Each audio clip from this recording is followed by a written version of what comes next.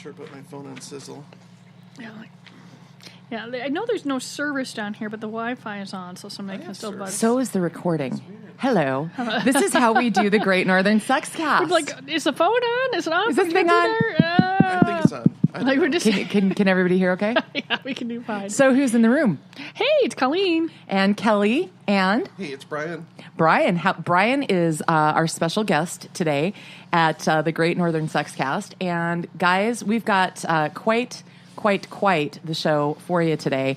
Bryan, you are kind of a friend and a fan of the show, and I thought it would be fun to get you in here. And this is one of the reasons I wanted to make an example of you. Is because buckle up, people. I know this is going to be good. If it's anything like our text exchange about your phone dying yesterday, we're in for a good one. God, I was laughing so hard. Carl couldn't even. He was like, "What is so funny?" And I couldn't even tell him. I just had to hand him the phone and let him read it because I was laughing so damn hard at you. Mm-hmm. But one of the reasons that I thought it'd be fun to have Bryan in here and to quote unquote make an example of him is that we've always thought it'd be fun to have Great Northern Sex Cast listeners come in because, if you listen to us, then we think you would like to talk to us, and we want to talk with you about what you think is important and have you jump in the fray. So that's, Bryan, you're kind of a test run here. Oh, good. I like being test runs. You like test runs? Okay. Yeah. Very, very good. So let me just, Bryan, tell everybody kind of, who you are and what you do quick. Sure. Well, I'm Bryan. I work in real estate. I've been an agent for about 7 years. I've worked in the industry for about 12 or 13. I kind of lost track at some point, but some number you just quit counting, just like sexual partners. Indeed, yes. Right. So I've been working in the industry for a number of years, and that's my deal. I work around town and out and about. Well, and I met you on a real estate show that I did. You did? Yeah. So we go really, really, really way back. Right. When Moby Dick was a minnow. And you are actually a minnow. I know. Well, let's not show photos. No, not right now. But I'm chewing on what, Colleen? Well, we went over to Glam Doll because they're right around the corner from us, and they had vegan donuts. So we're giving them a shot, and I'm like, I couldn't tell this was vegan. It's just a nummy ass donut. Is it good? Oh my god, yours looks like it. I mean, it's got coconut, but what? Coconut and maple cream or something, and I'll let it wait for a bit. If there's a pause, I might shovel some into my face. But we got ourselves some coffee. We got ourselves some donuts. We got ourselves an outline. We do. All life is good. Right. Life is excellent. The smell of that donut is lulling me into... Well, it's yours. Well, no. I bought that for you. Well, thank you very much. You're welcome. So anyway, one of the things that made me have the idea of bringing you in, Bryan, to talk about this is, Pride is a big event. It's almost like Christmas for fantasy gifts, right, Colleen? Oh yeah. The big booth we did, we'll be doing it again. The folks had a lot of fun. Our vendors were really impressed with, like, people really love you. And I'm like, and I'm just going to go with that. A lot of times people will start... Well, like poo-poo a compliment. No, I'm going to go with it. Yeah. Just say thank you and move along. Yes. Yeah. And so Pride is, it's a big deal, and there's a lot of preparation that goes into the exhibition, so to speak, that Fantasy Gifts does. And then this year, Bryan, you and I were talking about doing something, and you were working at Pride. And explain kind of what your role was this year. Yeah, so the Minnesota Association of Realtors had a booth for the first time at the Pride Festival this year. And so I went down there and volunteered and talked to people about homeownership, because homeownership with the GLBT community is pretty low, actually. There's a lot of people who are still renting, and we just need to get the word out that it's a good time to be a buyer. Okay. So prior to you doing this, though, you were sitting here wondering, because you joined a group, too, didn't you? I did. What's it called? Oh, you're going to put me on the spot. Basically, it's a GLBT Agents Association. Okay. So and we launched into a conversation as to whether or not, because I do a lot of marketing work with you, whether or not you wanted to align yourself in business with the community. Right. So it's been a couple months. What do you think? The jury's still out, because the thing is when you brand yourself as a niche person, it can be alienating to other people. And so it's always a concern that you don't want to get too far into one category, because then it's someone else that could be a client would be not interested in working with you. So I'm still kind of wading through that. Well, it ends up, you sort of choose. I mean, I don't generally have, when I'm advertising, the advertising that I do with the lavender is different than the advertising I used to do with City Pages, and it's different than the advertising I did when I did on radio. So you are, going through the audience, and it is possible, to do. You just have to take a look at it and go, what am I trying to do to this particular audience? But it just makes more work for you. Exactly. But it's good, but people assume, things. Oh yeah. Well, what they say about assuming. Yeah. Right. And it's really frustrating because I'm going to be working with a different advertiser in 2017, and when this. You mean a different media outlet? Yeah, different media outlet. Okay. And when I go in there and they're talking, and I'm like, well, of course we have to have advertisement approval. And all I'm thinking is, they're going to say, well, if you like it up the ass, we have the right lube? No. No. I mean, I just don't. Never have. Never will. It gets a little. So people come in with this. We've been in business almost 38 years. Yeah. Older than Bryan. Yeah. Well, thank you. Yeah. And it just gets a little. I mean, just a little frustrated. I'm like, but after being doing the work for me personally this many years, I'm like, of course. I mean, this is why I just I came up with the term personal toys, because I couldn't say vibrators on the air. Oh.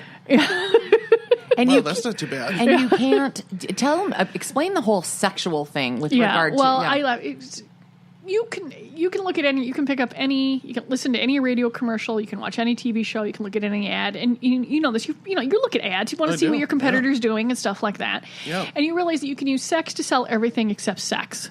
We tend to use humor. Really? Yeah. You have to, because you can't get through the ad approval. I can't get at the places where she's buying the advertising. Think about that. There's that much red tape with this whole thing. It's really strange, but I can see because when you're advertising, I'm assuming that if you're gonna advertise, you're creating I wouldn't say niche, like a sub, just like another area that you're going. Right. You're gonna have to explain that, I would assume that, and my younger employees have every intention of getting that are gay, lesbian, but in the whole different non-cisgender, straight community, they always assumed if you're straight, you get married, you have kids, you get a house, you do all this sort of stuff, you got your picket fence, right? And this is a path that was not available before, right? And now it is. And so folks that are in 50s or 60s are like, well, what the hell do I need a house for? They live just fine. But folks in their teens and 20s, this is a whole new. This is a path that was not available, now it is. Right. And I can see where you're like, well, yeah, here's a whole bunch of untapped potential. This is true. There's a double entendre there, Yeah. There always is in here. Oh, God. You have no idea. I am amazed. I'm like, I've listened to the show. I have an idea. Yeah. One guest was like, I think I might be too tame for you guys. We're like, no, it's not always like that. Well, no. Not entirely always like that. Well, this brings up, you guys walked right into a point that I had, so now we've got gay marriage, and now there's a normalization of a lot of things that were considered very outside the mainstream forever, and the acceleration of the normalization of GLBT and some of the other things has been just really, it just keeps getting faster and faster. That's great. But do you think we're more inclusive or more divided? Because now we get disagreements within the factions, even of the GLBTQs. Oh. Mm-hmm. No, anyone in general. We were actually just talking with friends about this the other day because the roommate, gal's gone out, roommates in college and stuff like that, and they done, all these different labels that they can choose to identify themselves with. And I'm like, you need labels until you don't need labels, and we've talked about this before. Mm-hmm. And if there's 5,000 labels right now, and 100 years from now we're down to 10, great, because the other stuff is just so assumed it doesn't make any difference. Well, it's really interesting that you bring this up, because I actually just had a conversation last night with my sister about this. We were talking about the Kinsey scale, which you may know is the scale to determine how gay your person is. Mm-hmm. And so anyway, it goes from 0 to 6, and she's like, I think that's ridiculous, because she's like, if you label yourself as like a 5, well, is a 5 better than a 2? Or is 6 better than a 1? And so it's like, no, it's just what the category is. And she's like, yeah, but it still has that margin of thought that, well, jeepers, if your number is higher, then it's better. But it has nothing to do with that. But she said it's the psychology behind it, and she was a psychology major, so she might know. I think scales and numbers, people do attach different things to them because they're used to, like if your Olympic score, it's a 10. That's better. Right. So it's going good. Like, honey, I'm a 6. Yeah, so you could change it, to a shades of, like a color scale, but when people... I'm magenta. But someone's going to figure out how to categorize that too and make this particular shade better than another. Actually, we've done that with skin color. What the hell am I talking about? But you know what I mean? Right? What the fuck? You know what I'm saying? But I'm saying, hot in here. No matter what, I think human beings are going to try and figure out how to marginalize somebody else, whether it's one group, another group, or inside of the group. It's just frustrating. Okay, not to get like really political here, but that's an interesting thing. Is it marginalizing, or is it for some people? And for some people are marginalizing, but I think there are some people that are just trying to categorize so that they can understand because they can't relate. Correct. And I think that there's a great in this massive hyper tolerance era that we find ourselves in that's very overly PC. I think that that everything's sort of inverted to where the people that are pushing tolerance have become very intolerant, because just because somebody doesn't get it right away doesn't mean that their motivation is wrong. Do you understand what I'm getting out there?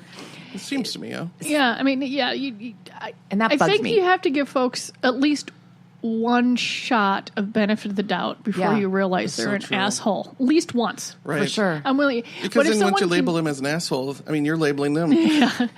And, it's fine. Some people are assholes. But you should give at least one, you need to look at the context and the whole thing. And if people, when they're looking at snippets and tweets now, you're not looking at context, which makes it, tough. Yeah. Certain people... do belong in the asshole category, and that's just fine. But until you go there, you have to look all the way around something. Yeah. Without any education or research. I think we forgot that part. I'm okay with the label as long as you've done your reasonable research behind it. Well, and there's a lot of people out there too, and this just reminds me of a story of another very humorous guy. About people, if they make a mistake and they don't realize they're saying something that could be construed as offensive to someone else, and they still get, attacked. Like here's a classic example. A 50-year-old married gay gentleman friend of mine who is absolutely hysterically funny. And he's from West Texas. Okay, so the accent you can just imagine. Okay, fun. And his husband, same thing. Super great guys. And they were always getting the friends of theirs were always dumping their little kid off, like not even asking, because they lived right next door in a loft building. They'd just roll the stroller in and whatever, and my friend would be whatever. Well, as the kids started getting older, he always used to call him a monkey. Come on, quit being a little monkey. Quit climbing on the furniture, whatever. Well, so one night they're all sitting around, and the little boy, who's now bigger and more mobile, he's out on the patio, and he's like, "Oh, look, a porch monkey." Well, he was just conjugating two words together, and somebody went, "Oh my God, that's a racial slur," and he had absolutely no idea. He was looking at two different words and had no idea. So it's like, here's somebody who backed into it, and everybody yelled at him, and he said, I had, and all of that. But when you get yourself into that situation, I don't know, I just feel like now people are lying in wait to catch people being intolerant. Yeah. You know what I mean? And I think that's really wrong. I don't mind if you call someone out, but it's how you do it. You say, I'm pretty sure you didn't mean it the way that it was meant, but it can be construed this way just for next time. And then you drop it and move on.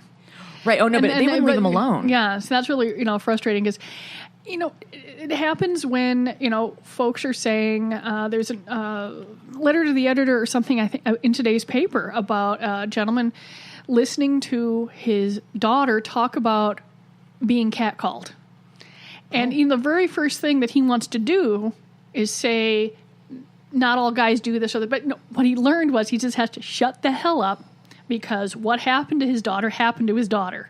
And then they talked about it, how it made her feel, and ways to go around it, but not to dismiss what she experienced. And I think a lot of folks go right in, when he could have easily gone down the wrong path of not listening. Yeah. And you've got to, if someone says something that is an asshole behavior or a sexist or something, explain, listen to what they have to say. And if they don't get it, you might have to push a little bit more. But if someone says, oh, God, I didn't realize I'm going to stop that, then you let it go. Right. Yeah. You let it go. And if someone doubles down on it, yeah. No, absolutely. Yeah. But the problem that I saw here in this case, watching this guy try to say, I'm sorry, I had no idea, nobody would let up on him. And it was almost like the more he tried to say, I don't know how else to tell you, I had no idea that was a term. I really did not know.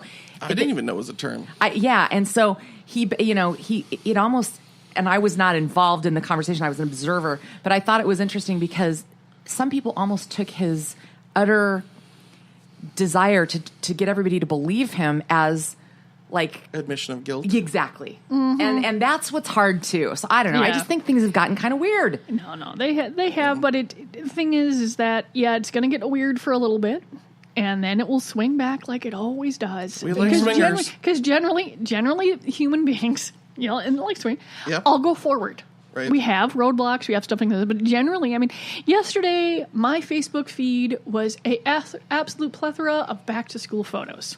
Aww. And I'm looking at these folks, and I'm like, well, as long as the rest of us are older, don't muck it up too much more, we got a pretty goddamn good future going, because I know these kids. Yeah. These are awesome freaking kids. Yeah. And I'm looking forward to seeing what they do. Yeah. And, people giving younger generation shit. And I'm like, nah. One, I do wish that, someone learned how to count change back properly. But other than that, I'm just... That is one of What do you Colleen's mean? big thing. And I know I had a few... Who even remembers phone numbers anymore, let alone counting change? Are you kidding me? Hell, you guys, I have no idea what to do. I don't know what my daughter's phone number is if my phone goes out. Yeah, hello. That was me yesterday. I'll have to drive to the office and look at the bill. Right. Oh, God. So did you get it? What happened? Did they fix your phone? By the way, Brian's phone went out on him yesterday. Yeah, it was horrible. I had no idea what happened. I woke up in the morning, my alarm didn't go off, and I thought, gee, it seems kind of late in the day. And I wake up, and I'm like, the sun is really bright in here. This is not good. Oh, yeah. And I go to the phone, and it's sitting on the nightstand, and there's just, I don't know, maybe the lube dumped in it. I don't know. But it really... You have to be careful about shit like that. Yeah, I guess protective covers are a good thing. But, yeah, I have no idea. So I ended up getting a brand new phone, and luckily I had an upgrade available, but... Yeah, so... Oh, you had to get a whole new phone. Brand new. No, I like the part where you were telling me that you said, well, here, call the person. Oh, God, I did. So, oh, my God. So Genius here says, hey, I have a really great contact for you at Apple. Why don't you give her a call? And I'm like, and how do you propose that I do this? I'm texting her on my iPad. And she's like, oh, my God. I fell over. I'm like, what did I just do? Now, this is why... A $20 a month landline is a lovely chunk of insurance. Yeah, you want to know the real hinge pin in this whole thing? Is I found out that I do have that with my Xfinity package, but I don't have a home phone. So we had two things have happened about folks that were younger. We had a phone go out at one of the stores. It was the actual phone line, but when we've had power outages, then the cordless phones won't work. Oh. And so we'll go get the corded phone. And we've had more than one employee under the age of 30 go, what's that? Oh, God. Oh, yeah. Oh, God. Well, yeah. Well, but there's no reason. I have a corded phone at the house just for the entertainment value because I have an old house. There's a wall, thing on the wall. So when I was at Pottery Barn eons ago and I saw that they had reproduction phones, I got one and put it on the wall. Yeah. Because the plate was too close to a door frame to actually put like art over. So I'm like, screw it. I'll just put a phone on it. And it works. It's like it works, yeah. Does it ever ring? Well, it's so obnoxious that I actually have the ringer turned off because it's too close to my daughter's bedroom. Because I think that would scare the living shit out of anybody, especially your daughter's age. No, when we were, Right. when everyone was upstairs, I had it on because that actually was the only phone ringer I had on in the house because what else do you Right. You don't need that. But I would just... So she at least knows what a corded phone looks like. Okay, that's a step. Well, yeah, that's a good step. Mm-hmm. Yeah. God, that is hilarious. So real quick before we get into kind of some more of the Great Northern Sexcast news and stuff like that, I guess I just, you kind of touch on this, Colleen, about, the only time you really get sanctimony, it seems like, is when you go to advertise, which is really ironic because you're paying people, you're giving money to them to advertise, and then they criticize and over micromanage what you're going to put out there. But does anybody that comes into the store ever give you crap about anything else that's in the store? We do occasionally. Like, why don't you have more of this? Or why don't you have more of that? Or, because I carry movies that I'm not a store for women, or because I carry stuff from Apollo, I must be a store for gay guys. Or, it just, so part of me goes, well, I could look at that and freak out, or I could go, oh, my advertising's working because everybody thinks the store is for somebody else. Okay. That's exactly what I said to Kelly. Yeah. Remember? Yeah. No, go ahead. Tell Colleen, because I didn't tell Okay, so here's the thing. So when Kelly asked me about coming on the show, I said, God, that'd be fabulous. I love it. And I said, this podcast that you guys are doing, I said, is just so cool because it gives me a whole different insight into this company. And I said, I'll be honest. I said, for the longest time, I thought it was just a place for, like, desperate housewives to go to. And I'm not making a plug for any ABC television shows. But, I mean, it's like, holy crap. I mean, you actually serve our community, too, the gay people. So, why wouldn't we go? Yeah, so pretty much, honestly, for the first probably 2 years of the store, once my dad actually hired employees, the only folks that walked through the door that were willing to work at the store were gay males. Are you in the beginning? In the beginning. Oh, yeah. Funny. Yeah. You never told me that before. No. What year was that? Oh, like 1980, 1981, 1982. Wow. Those were three. So, that was progressive. And what my dad realized, my dad didn't really, because, well, the guys don't know they're gay because this is 1980s, and the women know they're gay and don't care, so they feel better buying their toys from them. And now that it's 2016, that was a stereotype that was true, 38 years ago, but now nobody cares. You have all shapes, size, age, and colors. And working at your and stores. genders. Genders. Yeah, it's, all parts of the spectrum. Yeah, they really do. It's a colorful rainbow. All I ask is that, okay, I don't care what name you want to use. I don't care but one, it has to be consistent when you're working at the store. And two, if something hasn't been legally changed, your check will have to be written out to that name. But as soon as you do anything changed, no problem. You tell me your pronoun, you tell me whatever it is, your name, fine with me. We don't care. Or what bathroom you use. Yeah, we don't care about that either. So Bryan, have you, just out of curiosity, because real estate dealings are interesting. I mean, good Lord. Right. Have you had anybody have a problem with you being gay as in profession? Not to my face. Okay. But I'm pretty sure that I've had a couple of conservative clients that have figured it out. Well, I'm sure they figured it out, but did you go ahead and go through with the transactions?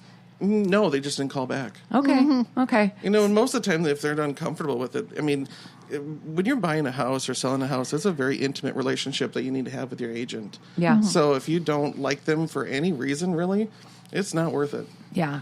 Yeah. I mean, it's a two-way street too. Oh, Yeah. for sure. You've fired clients. Oh, yeah. I've watched you do it. Yes, I have. We've had that conversation. Honey. We have had that conversation. No, because that's the one thing is that there's so many people that come through my door, and the same thing can happen for you because someone's going to be looking for an apartment, a condo. Someone's going to be looking for a house for multiple kids or one kid, or they want to be walking distance or this and that. I can't keep up with the toys for everyone.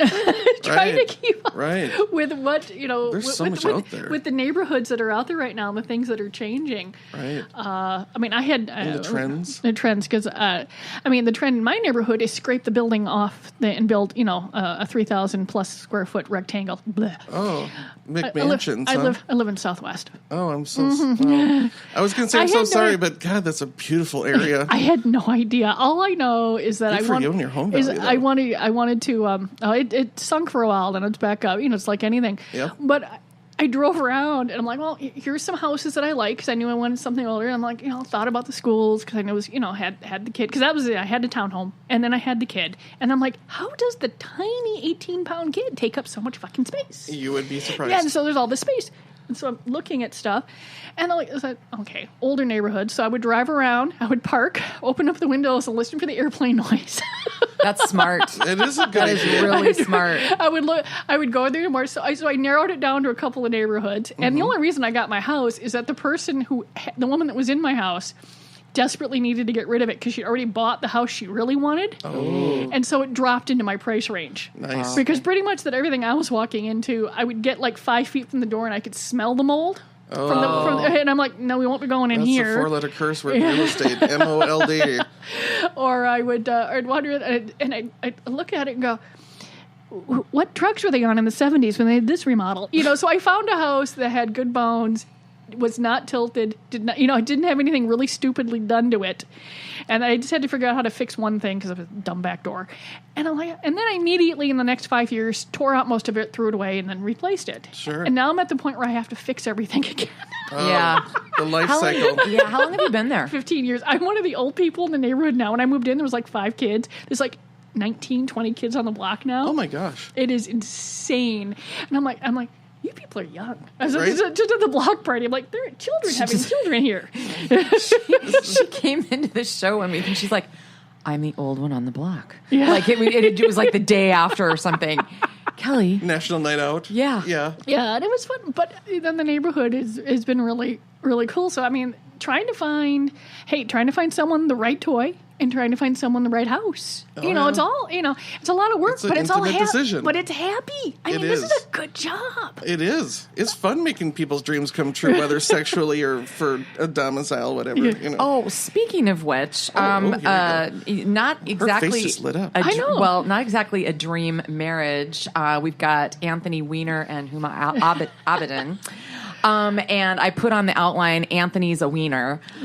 This guy, seriously, how many fucking times do you have to get caught publicly shamed? Obviously, it's sexting? 3. No, obviously, it's 3 seems This was a magic number. This was an object of discussion in a couple of Facebook feeds yesterday. We're like 3 seems to be the magic number because we thought it was 2, and then someone's like, "Well, no, remember this one," and then it was going back and forth, and I'm like 3. Wow. And what's really frustrating is everyone's like, okay, so folks, I mean, yeah, he can't keep it in, off his phone. That's a problem going on. But now they're giving his wife shit. First, they're mad at her because he didn't leave her. Now they're mad that she's going to leave. I'm like, can people make up their freaking mind? No. It's none of our damn business. Now that she's decided to leave, fine. She hit her point. That's all we need to know. I know If that. I mean, I don't know. But why? He He's obviously so has a smarmy. Ew. Oh, yeah. I mean, No this thanks. one part of him just obviously he cannot keep in his pants. And I just, Yeah. I can't imagine, we don't know what was going on between the two, the couples when they met and was going through there. And there's got to be a part of him that, that she liked enough to marry him. But the other part obviously took over. Well, yeah. I don't know. It's interesting because I just recently met a celebrity, somewhat celebrity, who's out, and he basically said to me, we were chatting, and I had a meet and greet pass, and anyway, we were talking, and I said, how have you done with being a celebrity? And he's like, it's interesting because people want to make you more two-dimensional. He said, you're no longer a person. You're this two-dimensional thing that people can now have opinions about and objectify. And if you do this, then you're going to piss off this group. And if you do that, then you're going to piss off that group. So he's like, there's no right or wrong. Now, granted, Anthony Weiner is, I think, a whole different category in this, topic. But I think it's easy for us to look at him and go, well, what the hell?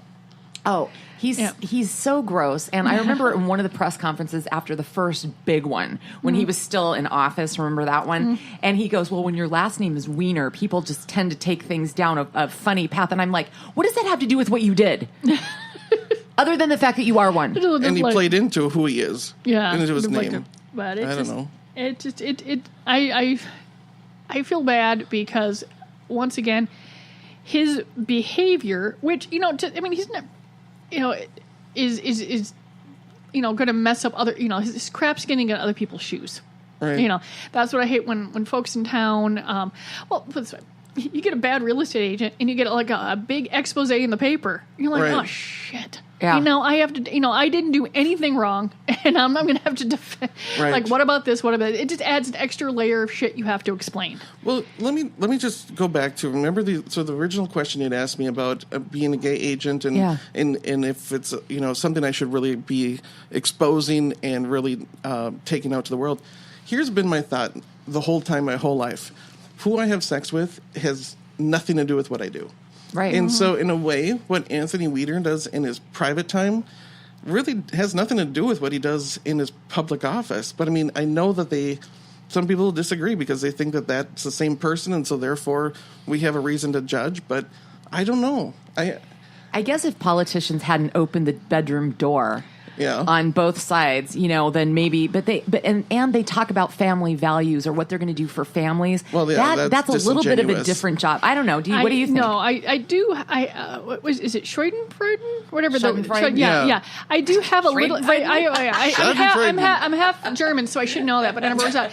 I do. Whenever. I mean, okay. I don't want anyone. I mean, I'm not taking delight in the fact that some pastor or some Tea Party or some person on the far right that really, really expounds religion and family values when they get busted for a sex scandal. Yeah, that's fun. I laugh my ass off because they've set that it's not that it's the hypocrisy that I'm going that it's funny. At least I realize that at least on the far left for the most part they're like, yeah, people have sex. They're not as hypocritical about it. Right. They tend to have to march that line a little bit when they're in debates and they're going back and forth. Right. But in general, it's not in their party platform to break up marriages and to take away rights and do all that sort of stuff. So you look at that general side. I'm going to take a little bit more joy when someone who gets busted for a prostitute who has been rallying against it and versus someone who never said anything about it or it's less of an issue. Right. I mean, you can't help that. I mean, that's human nature there. The hypocrisy will get me more than the fact that someone, screwed around on their husband or wife. Right. For sure. Mm-hmm. Well, just a quick angle of this. I did the setup, and then it's such a target-rich news item that it's hard not to just go through a lot of this stuff. But there's an article that I saw today that I thought was pretty interesting. The clinical psychologist's name who is talking about this, his name is David Lay. Okay? Mm-hmm. Let me just put that out there. Okay. But what he's saying is don't jump to wanting to call Anthony Weiner a sex addict right now. And what he's saying is that's just too convenient, and it gives people an excuse for just really being an asshole, Colleen. Something that you brought up. It's pretty interesting. Yeah, and he wrote a book called, which I think this is hysterical. He's got a book called The Myth of Sex Addiction, and he's got a new book coming out called Ethical Porn for Dicks, A Man's Guide to Responsible Viewing Pleasure. So what he's saying is own where you are, figure out the boundaries, and, whatever. But he said, don't just think that because somebody engages in bad behavior involving sex that they're automatically a sex addict and they get a pass. Mm-hmm. I thought that was a very interesting take. What do you think? No, yeah, there's reason. There are people that are, truly addicted to things, whether it's one thing or another, and, folks, but if someone's using it as an excuse, that helps. It's like folks, there are a ton of folks that don't eat gluten because it's a fad. Mm-hmm. And then there are folks that desperately are celiacs and all this sort of stuff. And all of the folks that are assholes about it hurt the folks that have real issues. Right. And the same thing happens here. Yeah. Mm-hmm. All the folks that are truly have an issue with sexual impulses and need help, that do have actual behavior that is not just not just emotionally embarrassing to folks, but can actually be physically dangerous. Yeah, they're less likely to be believed. Well, addiction is, it's a real thing. And I dated an alcoholic earlier this year, and I'll tell you what, it was a challenge. It was I had no idea what I was getting myself into, and I'll tell you what, seeing that from firsthand was a whole different experience than seeing it from a third party viewpoint, because when you're in it and you see what's going on, you see the kind of the puppet strings that are going on behind the curtain that you don't see if you're on the other side. Okay, sure. So it's easy to judge when you're sitting on the other side too and you don't deal with it. Yeah. But until you have a close upfront viewpoint and like in that arena, it's not the same thing. For sure. Yeah. So this is a room of this show, and everybody pretty much involved with it is animal loving and rescue friendly. Colleen has a pair of hysterical sibling putties. Oh, God, they're insane kitty cats. Cute. I mean, I'm not religious, but I love Christmas trees, and I put up 5 Christmas trees each year. Nice. This year, there will be no Christmas trees. Oh, no. They will destroy them.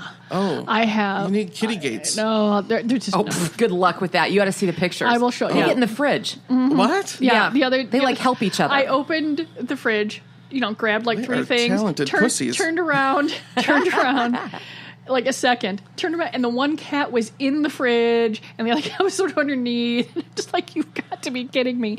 And then I'm like, and they work together, and it's Well, at least they're friends. they are. It's better than cats that are trying to kill each other. Which I've seen. They do occasionally do full kitty wrestling, which is hysterical because they're also siblings. So I'm like, how do they not shred each other to death? Because they've got all their claws. Oh. They were like, I think, they were 10 months old when I got them. They were strays, but they'd obviously had a home because they were fixed, both of them. Sure.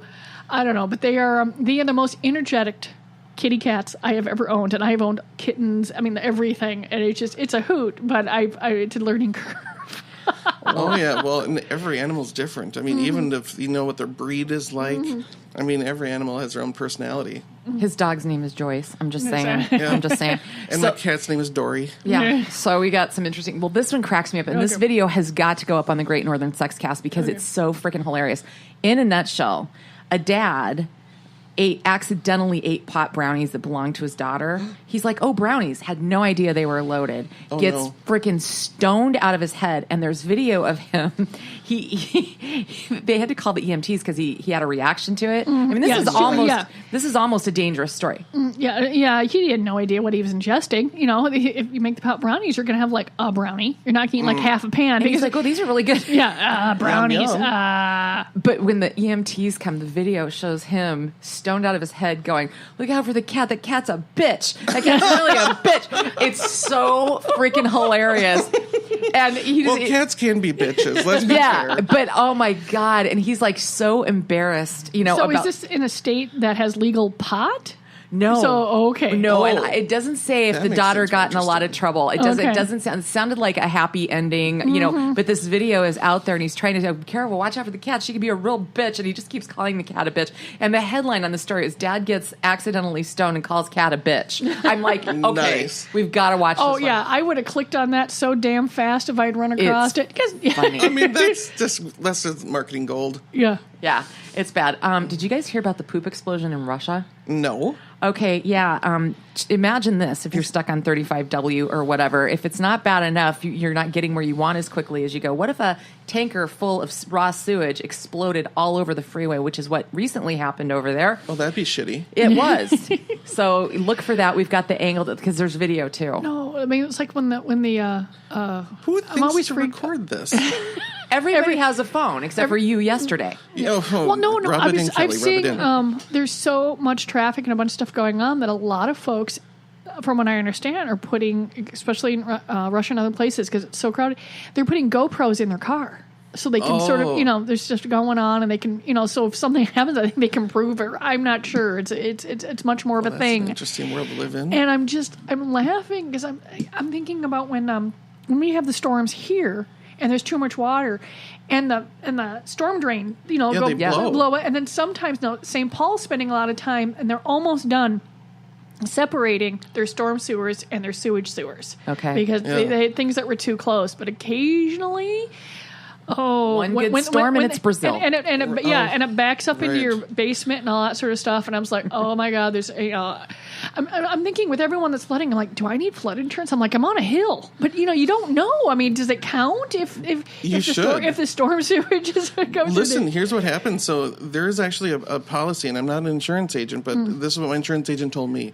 You want to make sure you have a policy in your homeowners policy that says that if there was a backup because of the storm, if they are connected, so that the storm sewer with the city sewer is all one and where you're at, if there's a big rain and your storms and the sewer's back up in your house, you want to make sure you have a separate rider in your policy to cover that. Because I know I have a a big valve. Because I put a bathroom in downstairs, and you can't, and there's a big, but it's under a panel with like 6 screws, so I'm never getting to it. Right. Because they said, get this. So code said that I had to have this big valve to make sure that raw sewage didn't come up through the downstairs toilet, right? That would be gross. Okay. That would be sad. But they That didn't. would not be good. But nobody says that the valve has to be accessible. So explain. Wow. Oh, God. So I figured out there's a gap in the process. how to put it in the floor because it was going to be in the middle of the freaking living room. And I'm like, well, when you go and you put a sprinkler system in your yard, they've got those little plastic things drop down and you put the things in, the valves are in there. That's what's in the foundation of my house. Oh my God. That's So weird. I'm like, I came up with that. I'm like, now it's not, I'm like, well, I passed code. I got my bathroom. Right. And it's not a full bath because someone else put one in and then they put a 90-degree turn in. You should never have a 90-degree turn coming out of a toilet on the main floor. No. Because I just went, oh, that ain't good. Yeah. It's, Have a drunken night, and that's not going to end well. No. Global penis sizes, people. Oh. My Is this favorite new? topic. Is this new? Which one's what is the biggest? Okay. Come on, All right. Well, we're going to have a map, okay, that will be posted. Mistress Megan will put this up on the Great Northern Sex Cast Facebook page. But there's it's an interactive map. So, Brian, enjoy yourself later on. This is going to be fun. It's called Target Map. Okay, so here's the overview, okay? Where am I heading to find my new husband? It sounds like the Congo. Oh. I 7-inch suntan average. lotion. 7-inch average in West Africa. India, they were behind the door when the parts were handed out. 3.6 inches average. Oh, that's sad. And North America, though, bravo, 5.59 inches average. Well, that's because we got North America's a little bit from everywhere, pretty much, except Right. for except for melting indigenous pot. folks. Yeah. So I think the mutts here might be the best blend. You get all the sorts of stuff. Well, I was actually going to ask you, Kelly, if bigger is better. Because, my new phone is a 6S Plus. Oh, well, I think I that did should be a go- handle on a dating site. I know, right? I didn't go with just the regular old 6. I went with a 6 Plus, baby. Does it feel like you're holding an iPad to your head? Yes. It's a Okay, phablet. so everyone gives me shit. Like a couple years ago when I got my Galaxy Note, and they're like, "What's that big phone?" And now the whole freaking world gets the 6X, and it's the same size as little Galaxy Note. And I'm like, "You little fuckers." You were first. Right. I'm like, You were setting the trend, baby. I was like, I'm an old person. I like the bigger freaking keypad and the little little pencil, so I can go tap tap tap tap tap. Well, they didn't give me a pencil. Well, this was it was a Galaxy. It's a droid. Yeah, now I've got Yeah. This was a spare phone, and we were paying for it, so which is why I have an Apple phone now. Oh. So, well, yeah, so welcome we to are- the cult. Yeah, this is an inclusive group. We don't fight among droid and apples here. This came to us via Facebook. This next story. Yahoo. Awesome. Nipple nerves. You've got, God, we I love actually have a nipples. nerve that does nothing except for generate nipple erections. The neurons, yes. Yeah. Nipple erections this is great. And I'm thinking, and it happens the whole study was done in mice. Yeah. So the idea of trying to look at a tiny In mice mice? and trying to decide whether or not I'd have been their test subject. is that nipple erect or not? It's a mice. I mean, oh my God. So I'm giggling over the concept of You measuring need a nipple serious yes. pair of cheaters to see this. But they Yeah. realize that it develops in really early, which is why the neuron is going to be in men and women because what gender or sex you're going to be happens later. Right. But one neuron does one thing and makes your nipples erect. That's it. Yeah, That's and it. there's a Yeah. separate one Wow. that governs goosebumps too. Mm-hmm. It's a Interesting. really weird story. We'll have it posted for you. Is there one that governs, the favorite zones? I don't know Pretty if they'll have to find different neurons, but I'm like, Oh. I just like the fact that somehow they figured out this one thing. I mean, a lot of things do multiple things. One thing, Right. erect nipples. You know what? Well, there's nothing to get confused about then with No. what your one task is. So be excellent at it. Right. I Practice. this is so key. This is nothing but a video. And so I'm going to mention that you're going to find it on the Great Northern Sex Cast Facebook page, CATus InterPuptus. Ooh. It's videos of pets interrupting sex. That sucks. Need I'm just I gonna say more? But need we say it's funny. So But- Again, Wait, who is recording this shit? Yeah, I'm about to go. Seriously, so someone is actually recording themselves, and then they Does decide that surprise that you? the Right. entire world needs to see that the fact that the dog ran across the bed or the cat came up and whacked someone in the testicles. Right. No, come on, it's a little I mean, bit there's funny. going to be okay, it's a little funny. lot effing funny, but I don't there were. I mean, I'm an oversharer. For God's sakes, I have a podcast, and you've seen my Facebook feed. You know, I will talk about the fact that when I cough, I pee in my damn pants. Yes, you do. So I know it's going through there. Yeah, but there, I laughed so hard one time a tear ran down my leg. Yeah. Oh, that God. works. I'm going to give that one to my sister. She needs that one. She's struggling. Oh, God, that's But there funny. is something, I don't know, about, to me, the act of, except for some people, it's a little bit more private. I don't care how funny it is. Can't imagine sharing that. But that's me. But I'll watch it. I wouldn't share it either, but I watch it. I'll own that. Here's the funny part. Okay, so it takes, a hell of a lot of nerve to actually record it in the first place. So I don't want to see myself on camera other than that way. And then to post it out to the public. I mean, that's a whole new level. I know. If you've done this, let's just throw this out here. Anybody who has either done something like this or wouldn't mind or could see themselves doing it, Facebook us. Please come on the show. We really would love to get inside your brain, your twisted, interesting brain, and understand you. You will be welcome here. Yes. Yeah, I mean, I managed to catch myself in a glimpse on a mirror in a hotel room that wasn't even because they had something in the hallway stuff, and I'm like, oh. I'm like, that just looks uncomfortable. It wasn't, right. But it looked. I'm like, there's nothing. And then we've had folks, and I've talked to folks that make movies for a living, and the angles there's nothing realistic about any of that stuff. No. So you're just sort of setting yourself up, I think, for disappointment if you think you're going to look like a movie. Well, yeah. Yeah. And the best part is when true. you're with the partner that they've learned their moves from porn. And they're doing shit to you, and you're like, what are you doing? They're like, well, I saw it in a porno. And I'm like, yeah, no, that's not real. That does not feel good. Yeah. Try Just again. so you know. Yeah. Just so you know. Let me hand you my book on how to work the controls. Normally we go to Florida for goofy shit like this, but today this one hails from Inverness, Scotland. Oh, okay. 70-year-old Going woman across the pond. with a huge inflatable penis in kind of, you've seen somebody walking with a walker? Yeah. But she's just, the difference is crossing the street. There's video of her crossing the street with a big giant inflatable penis attached to her walker. Wow. I'm thinking That's someone lost a bet at the home. Maybe. I want to be in that home. Me too. If I have to go to a home, that's the one I want to be in. Sign me up.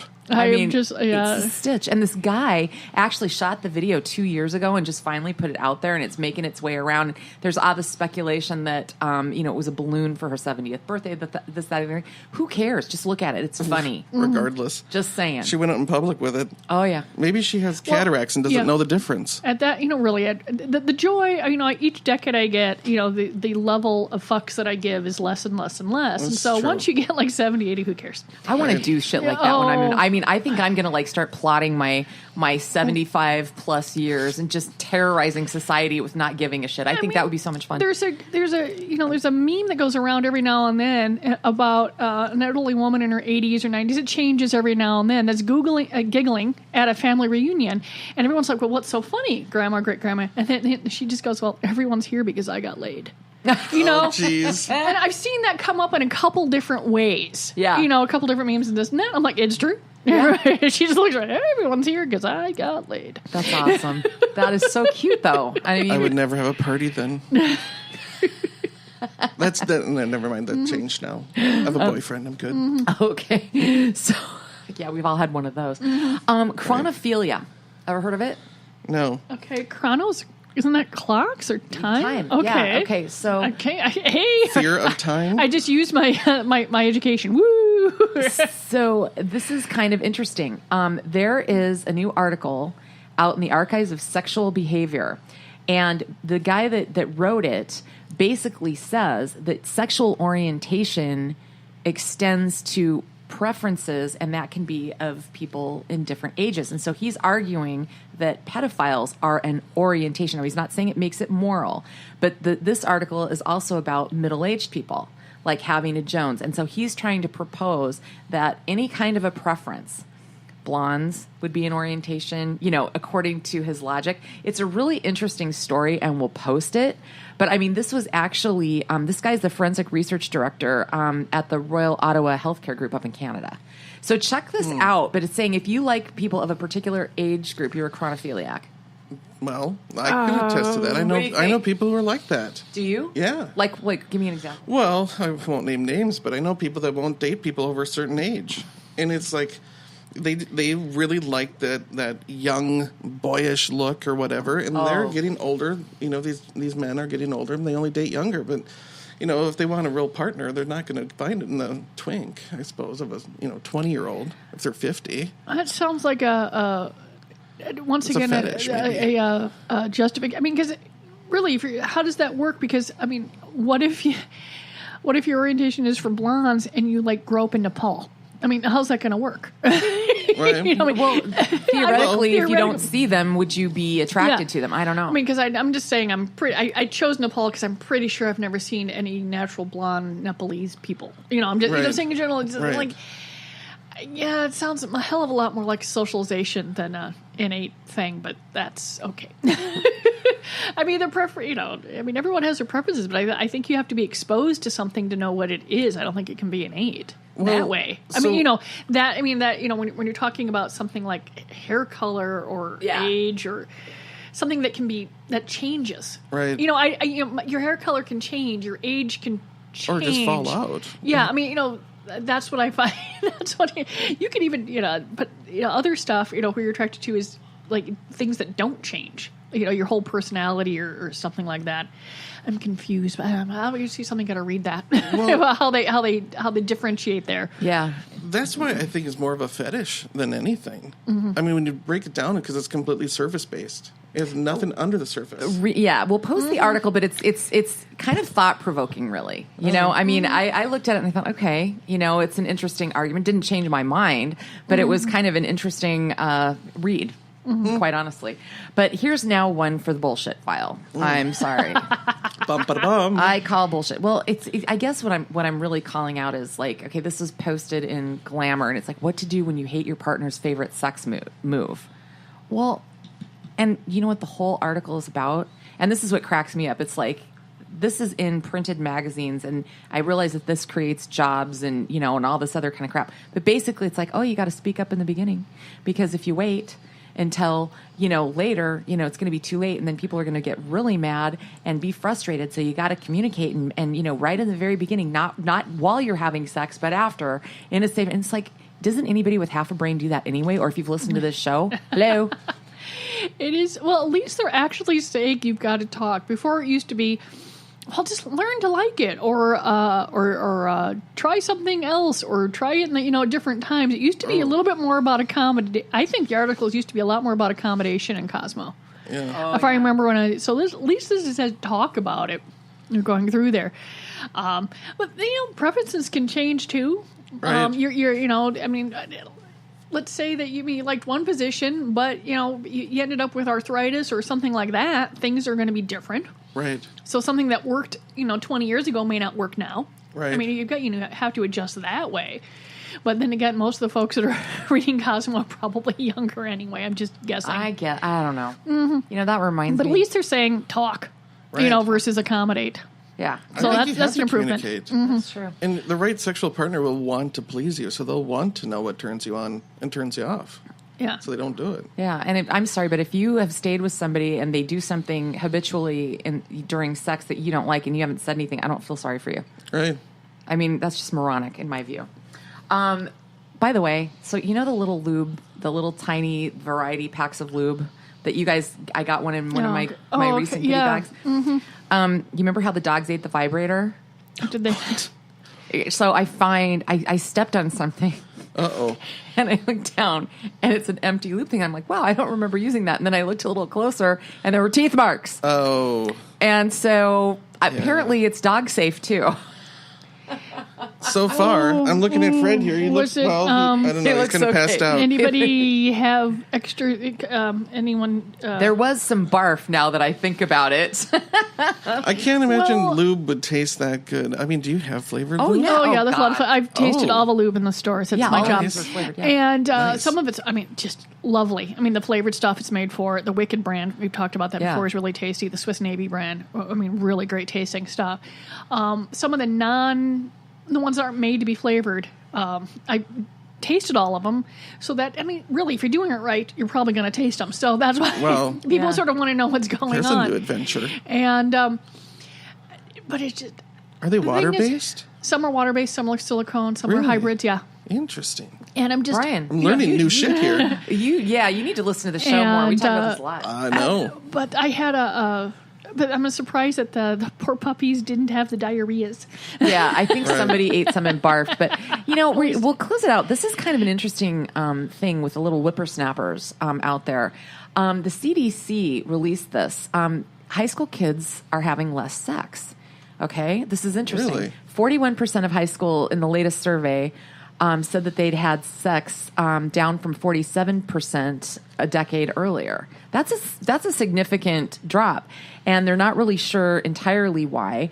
But they said they've also found a decrease in illegal drug use and other risky types of behavior. So you can, I guess, perhaps, depending on what you think, consider all of this to be good news. But here's the scary thing. They think, there's a theory out there that says they think it's because they're just too hooked up to their digital shit. Mm-hmm. And they're playing games and they're texting and they're doing all the stuff instead of getting laid. That's probably a part of it. Another part, and because I read a couple different versions of the story, and sometimes they focus more on the digital, concept here, and other times it's a little more education because they're realizing that even though some places are woefully inadequate on sexual education, other places are not, and they're learning, that it's okay to say no. Girls and boys, they're not to be pressured into it. So there's a little bit more going on there, which I think is spectacular. That they're realizing that they're understanding more about sexually transmitted diseases, actually how pregnancy is happening, and and there's also, you have to realize what they might be calling sex too. Right. So a lot of this, when they're talking about these studies, they're talking about traditional penis into vagina sex. So that does not mean that there isn't a hand job or blow jobs or mutual masturbation going on. There actually are doing other things and staying away from that because they realize that risk of pregnancy is there if they don't have access to birth control and stuff like that. Right. And so it depends on which side you're looking at. But if it's, less sex is not a bad thing for an age group that isn't fully cooked. The brain isn't being formed yet. Yeah. Because you're making some bets. So if they can make a decision to have less or put it off a little bit longer and learn a little bit more, there's less apt for bullying, there's less apt for pregnancy or transmission, sexually transmitted disease, things that are awfully darn difficult to deal with when you're, 15, 16, 17, 18, 19. And when they talk about, there was another story later about, in some places pregnancies are going up, but that's in the 18 to 19-year-old range. And so that gets lumped in there. Yeah. And these are places where they've had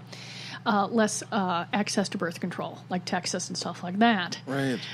They realize they're old enough, but they still don't quite understand how babies are made. So that's a little frightening. It is because,